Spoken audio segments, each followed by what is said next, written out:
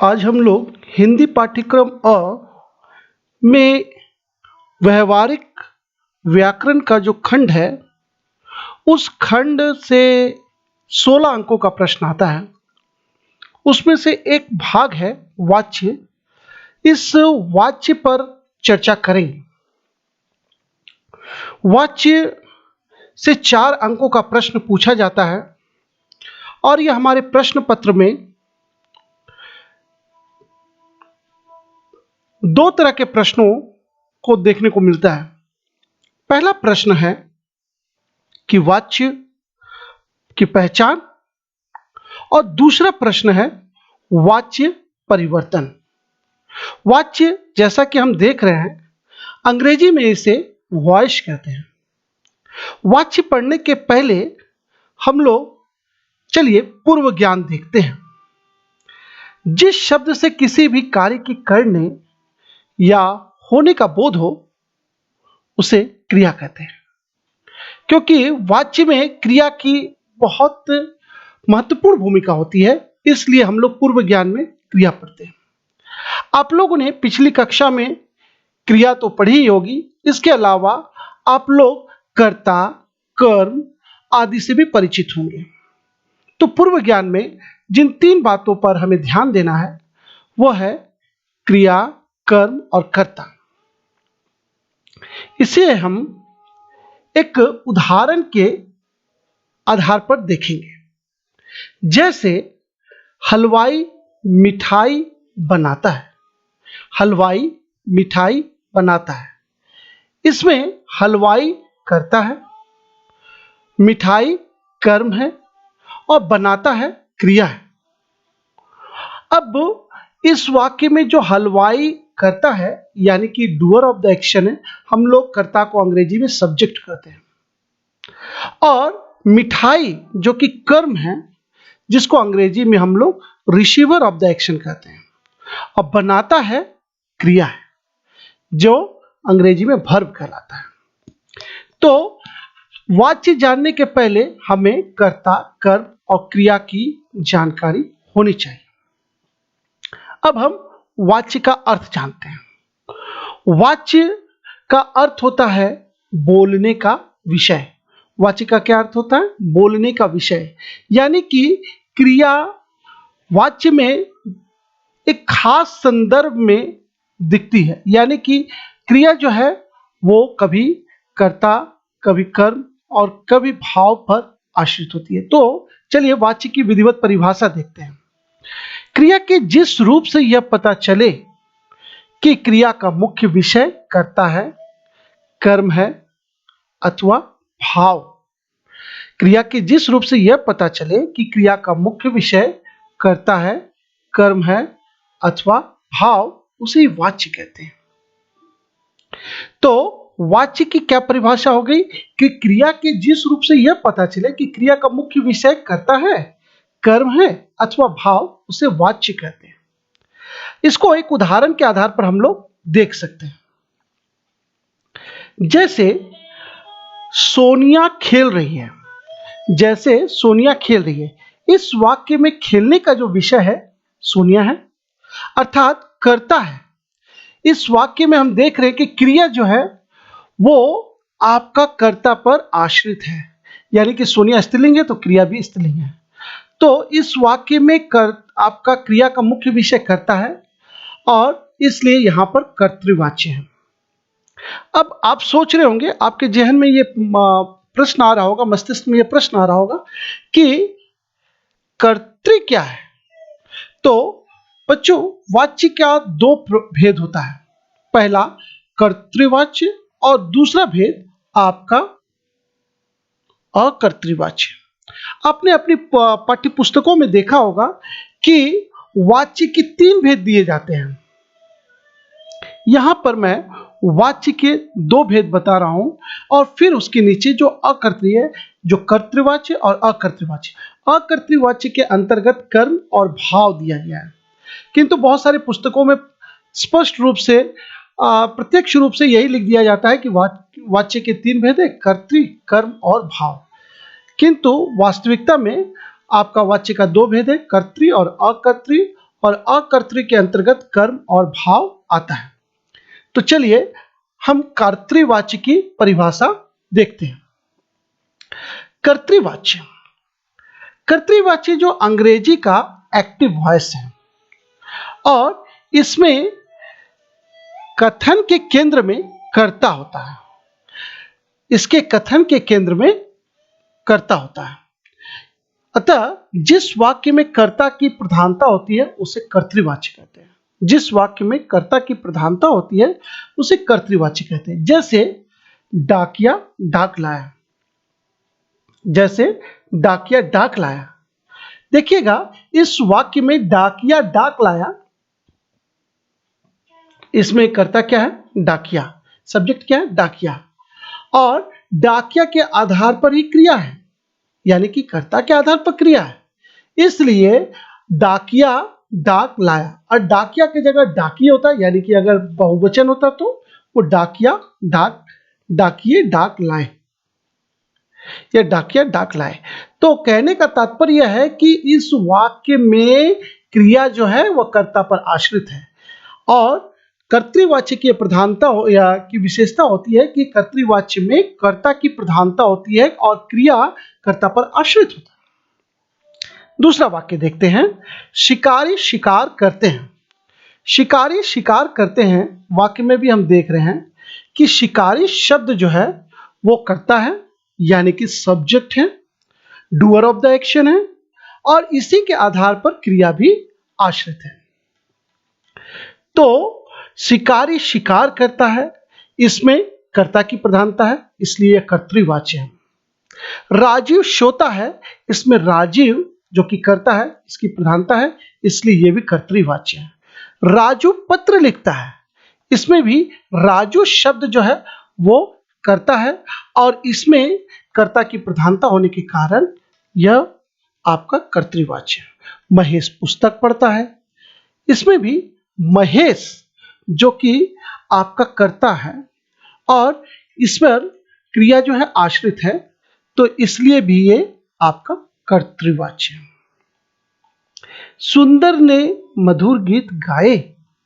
सुंदर ने मधुर गीत गाए, इस वाक्य में भी आपका सुंदर जो कि कर्ता कारक है और वाक्य में प्रधान भूमिका का निर्वहन कर रहा है, इसलिए यहां पर भी आपका कर्तृवाच्य है। इसके अलावा नानी कहानी सुनाएगी। नानी कहानी सुनाएगी, इस वाक्य में भी आपका हम देख रहे हैं कि नानी जो है वो कर्ता कारक है और इस वाक्य में प्रधान भूमिका का निर्वहन कर रहा है, इसलिए नानी कहानी सुनाएगी इस वाक्य में भी आपका कर्तृवाच्य है और कर्ता की प्रधानता है। रीमा नाचती है। रीमा नाचती है में रीमा कर्तृवाच्य है और आपका रीमा जो है उसके आधार पर पूरे वाक्य की क्रिया है। कलाकार मूर्ति गढ़ता है, उसने कविता लिखी। उपयुक्त सभी वाक्यों में हम देख रहे हैं क्रमशः डाकिया, शिकारी, राजीव, राजू, महेश, सुंदर, नानी, रीमा, कलाकार, उसने, ये सब कर्ता कारक हैं और वाक्य में प्रधान भूमिका का निर्वहन कर रहे हैं और पूरा का पूरा वाक्य जो है वो इसके केंद्र में है, यानी कि कर्ता पर आधारित है और वाक्य में कर्ता की प्रधानता है, इसलिए उपयुक्त सभी वाक्यों को हम लोग कर्तृवाच्य कह सकते हैं। उपयुक्त सभी वाक्यों को हम लोग कर्तृवाच्य कह सकते हैं। तो कर्तृ यानी कि कर्ता की प्रधानता। ठीक है, अब हम लोग आगे बढ़ते हैं। अकर्तृवाच्य। अकर्तृवाच्य यानी कि जहां पर कर्ता, जिन वाक्यों में कर्ता गौण या लुप्त होता है उसे अकर्तृवाच्य कहते हैं। जिन वाक्यों में कर्ता गौण या लुप्त होता है उसे अकर्तृवाच्य कहते हैं। इसके दो भेद होते हैं। तो गौण और लुप्त, लुप्त मतलब तो होता है गायब, यानी कि कर्ता ना हो, सब्जेक्ट लेस सेंटेंसेस, और आपका गौण हो यानी कि कर्ता मुख्य रूप से न आए बल्कि वो सामान्य रूप से आए। तो जिन वाक्यों में कर्ता गौड़ या लुप्त होता है उसे अकर्तृवाची कहते हैं। अब अकर्तृवाची के दो भेद होते हैं, पहला कर्म और दूसरा भाव। तो आइए सबसे पहले कर्मवाच्य को हम लोग देखते हैं। तो कर्मवाच्य यानी कि अंग्रेजी का यह पैसिव वॉइस है। तो इसकी परिभाषा कुछ इस प्रकार होगी, जिस वाक्य में केंद्र बिंदु कर्म होता है अर्थात कर्म की प्रधानता होती है उसे हम लोग कर्मवाच्य कहते हैं। फिर से देखते हैं कि जिस वाक्य में केंद्र बिंदु कर्म होता है अर्थात कर्म की प्रधानता होती है उसे हम लोग कर्मवाच्य कहते हैं। इसके कुछ उदाहरण भी हैं, जैसे सोनिया के द्वारा गीत गाया गया। इसमें हम देखेंगे कि सोनिया जो कर्ता कारक है और गीत जो है कर्म, ये कर्म जो है इस कर्म की वाक्य में प्रधानता है, इसलिए यह कर्मवाच्य है। उसी तरह एक दूसरा वाक्य देखते हैं, राजीव के द्वारा खेल खेला जाता है। तो राजीव के द्वारा खेल खेला जाता है, इस वाक्य में खेल शब्द जो है वो कर्म है और इसकी प्रधानता है, इसलिए ये भी कर्मवाच्य है। तीसरा, पतंग उड़ रही है। पतंग उड़ रही, यहां पर देखिए कर्ता गायब है, कर्ता है ही नहीं, अतः यहां पर आपका कर्म की प्रधानता है। पतंग यहां कर्म है और पतंग उड़ रही है, तो इसमें कर्म की प्रधानता होने के कारण यह भी आपका कर्मवाच्य है। उन्हें दंड दिया जाए, तो उन्हें दंड दिया जाए, इस वाक्य में दंड शब्द जो है वो कर्म है और इसकी प्रधानता होने की वजह से आपका ये क्या है, ये आपका कर्मवाच्य है। उसका दुख मुझसे देखा नहीं जाता। क्या नहीं देखा जाता? दुख। तो दुख शब्द जो है ये कर्म है और इसलिए यहां पर कर्म की प्रधानता होने के कारण ये कर्मवाच्य है। पत्र भेज दिया गया है, फिर यहां पर हम लोग पाते हैं कि पत्र शब्द कर्म है और कर्ता यहां पर गायब, इसलिए यहां पर भी आपका कर्मवाच्य ही है। तो पत्र शब्द आपका कर्म है और इसकी प्रधानता है, इसलिए आपका ये कर्मवाच्य है। मुझसे पत्र लिखा गया, यहां पर फिर पत्र शब्द की प्रधानता है और पत्र शब्द की प्रधानता होने के कारण यहां पर भी ये कर्मवाच्य है। तो कर्मवाच्य में आपका प्रधानता होता है कर्म का और इसलिए, और वाक्य के केंद्र में कर्म होता है, तो यहां वाक्य के केंद्र में कर्म है। बच्चों के द्वारा चित्र बनाए गए, यहां चित्र की प्रधानता है। इस वाक्य में हम देख रहे हैं कि चित्र की प्रधानता है जो कि कर्म है, इसलिए यह भी आपका कर्मवाच्य है। इन वाक्यों में हम पाते हैं कि गीत, खेल, पतंग, दंड, दुख, पत्र और चित्र ऐसे शब्द हैं जो वाक्य में आपकी प्रधानता से आए हैं और वाक्य के कथन के केंद्र बिंदु हैं, इसलिए ये जो है आपका कर्मवाच्य है। तो कर्मवाच्य की फिर से हम लोग परिभाषा देख लें। वाक्य में जहां पर वाक्य के केंद्र में जहां पर कर्म होता है अर्थात कर्म की प्रधानता होती है, तो वहां पर आपका कर्मवाच्य होता है। हमने उदाहरण देखा, सोनिया के द्वारा गीत गाया गया, राजीव के द्वारा खेल खेला जाता है, पतंग उड़ रही है, उन्हें दंड दिया गया जाए, उसका दुख मुझसे देखा नहीं जाता, पत्र भेज दिया गया, मुझसे पत्र लिखा गया, बच्चों के द्वारा चित्र बनाए गए। इन वाक्यों में गीत, खेल, पतंग आदि की प्रधानता है और इसलिए आपका कर्मवाच्य। तो कर्मवाच्य में की पहचान सबसे आसान है कि इसमें के द्वारा या से चिन्ह लगा रहता है और कर्मवाच्य में कर्म की प्रधानता होती है।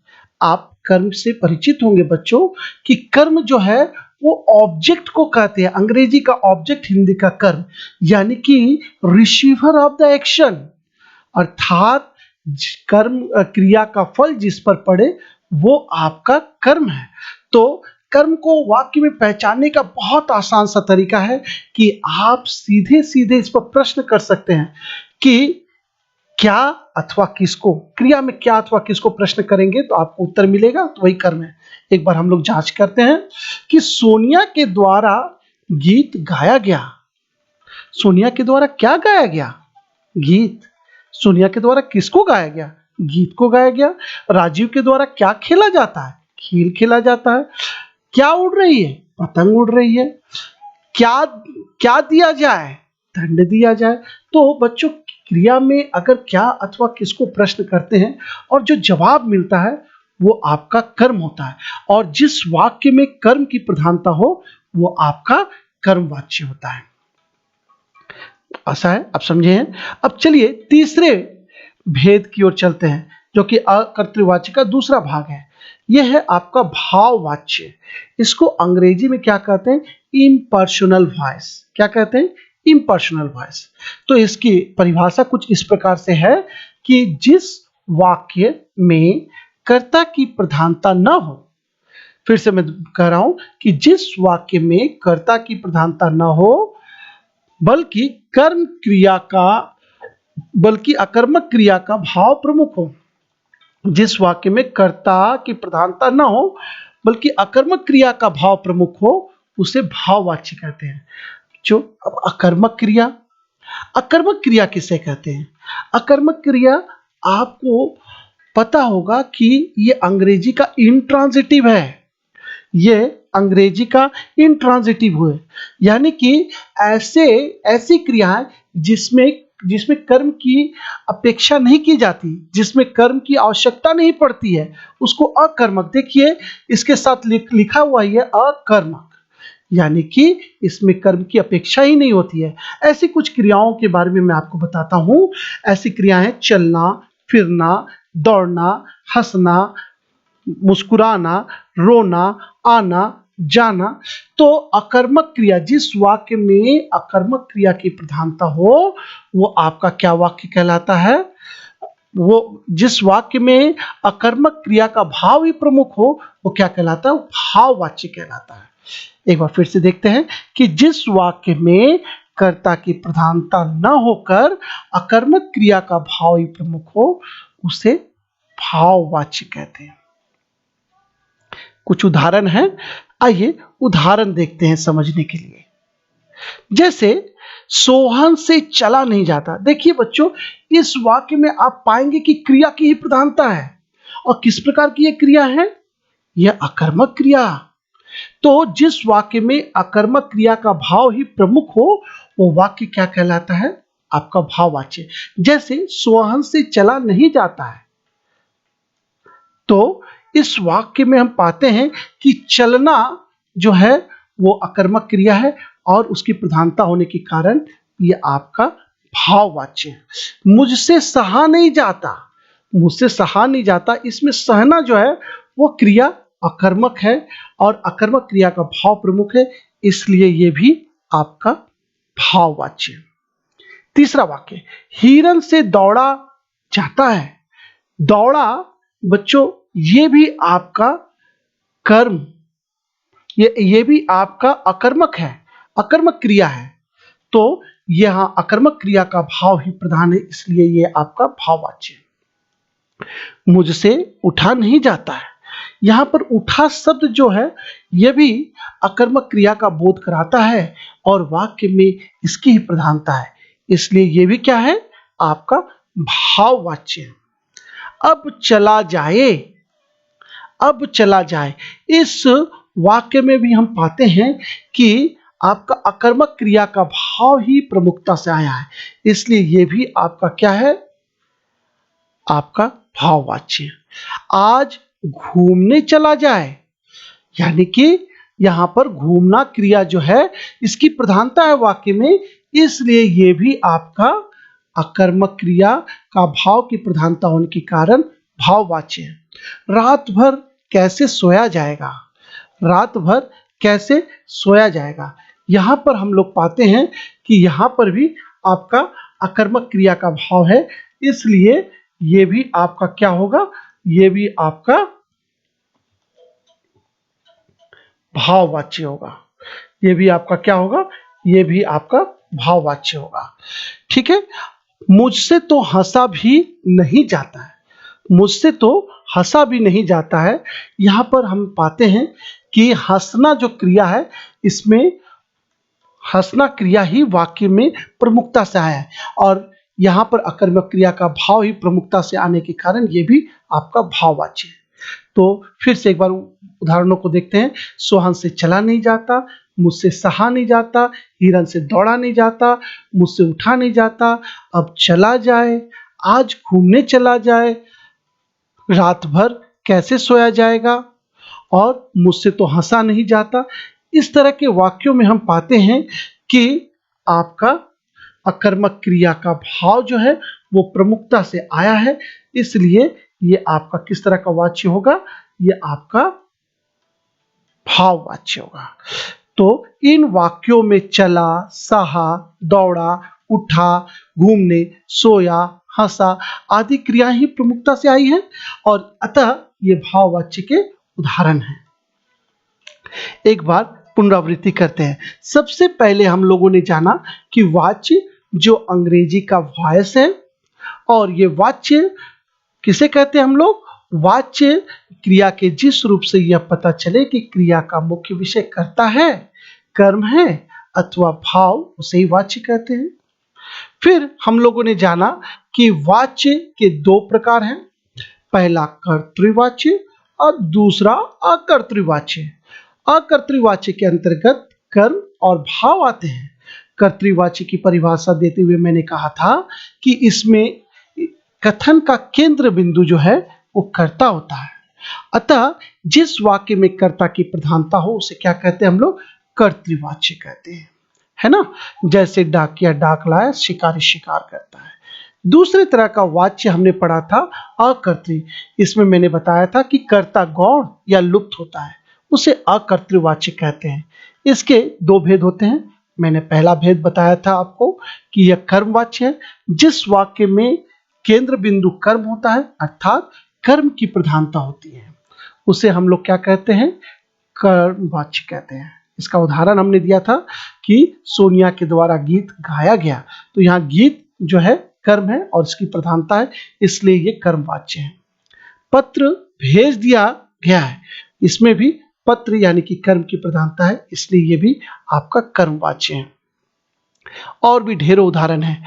तीसरा मैंने भाववाच्य की चर्चा की थी, जिसको इम्पर्सनल प्रोनाउन भी या वॉइस भी कहते हैं, जिस वाक्य में कर्ता की प्रधानता न होकर अकर्मक क्रिया का भाव प्रमुख हो उसे भाववाच्य कहते हैं। मैंने कहा था कि अकर्मक क्रिया आना, जाना, सोना, उठना, दौड़ना, आपका फिर और भी मुस्कुराना, हंसना, ये सारी चीजें जो है वो अकर्मक क्रिया होती है। और आप सकर्मक और अकर्मक आराम से भेद कर सकते हैं। सकर्मक यानी कि ट्रांजिटिव जिसमें ऑब्जेक्ट हो, अकर्मक अर्थात इनट्रांजिटिव जिसमें ऑब्जेक्ट नहीं हो। तो जहां पर जिस वाक्य में आपका अकर्मक क्रिया का भाव ही प्रमुखता से आए वही आपका भाववाच्य कहा जाता है। मैंने इसका उदाहरण दिया था, सोहन से चला नहीं जाता, मुझसे सहा नहीं जाता, हिरन से दौड़ा नहीं जाता, उससे उठा नहीं जाता, अब चला जाए, अब आज घूमने चला जाए, और रात भर कैसे सोया जाएगा, मुझसे तो हंसा भी नहीं जाता। इस तरह के वाक्य हैं। तो इन वाक्यों को में हम देखते हैं कि अकर्मक क्रिया प्रधानता से आता है, इसलिए इन वाक्यों को हम लोग आपका भाववाच्य कहते हैं। अभी के लिए इतना ही, और अगले वीडियो में हम लोग वाच्य की पहचान और वाच्य परिवर्तन कैसे किए जाते हैं उस पर चर्चा करेंगे। धन्यवाद।